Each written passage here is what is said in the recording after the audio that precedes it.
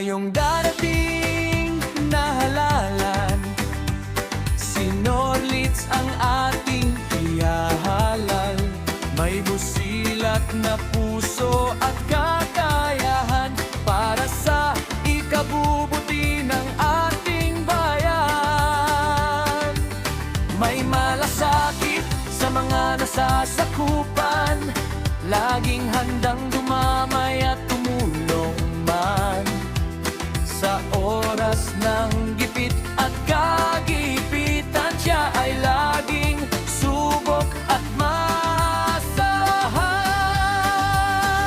Kagawan Norlitz, Kagawan Norlitz, tunay na lingkod magkatao.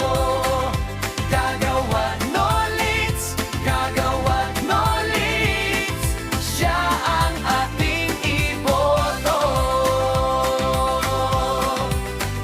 Sa mga kabataan, may malasakit